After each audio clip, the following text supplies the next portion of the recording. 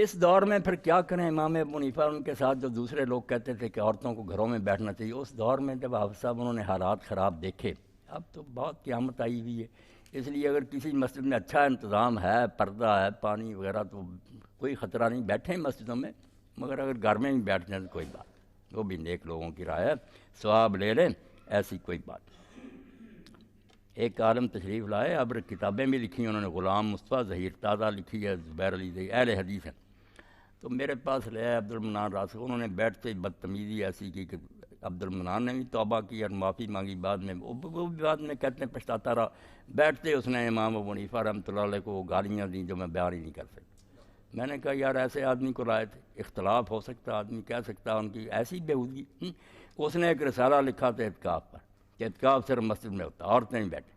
اس میں ایک روایت لکھی کہ اماں عائشہ رضی اللہ تعالیٰ عنہ بیٹھی تھی، اب اس میں بریکٹ میں لکھا ہوتا مسجد میں خود خطوط زانی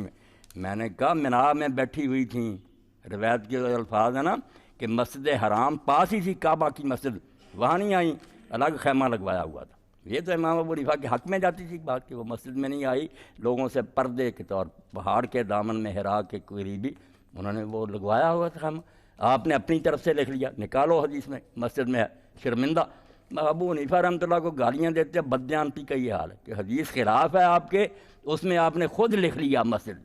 اب بھی ہے وہ سرگودا میں کتاب میں لکھتا۔ تو ایسے علم کی بنا پر نیک لوگوں کے دامن کو نہیں پھاڑنا چاہیے کہ علم ایسا اور خواہ مخواہ اعتراض کرتا رہے۔ ہم مانتے ہیں کہ کوئی شخص اللہ کے رسول کے علاوہ ایسا نہیں کہ وہ معصوم، مگر یہ تو نہیں کہ خواہ مخواہ وہ لوگ عزت پا گئے، مشرق مغرب تک اگر عالم محدث مفسر چلے آ رہے ہیں حنفی اور شافعی، تو بیوقوف ہے سارے،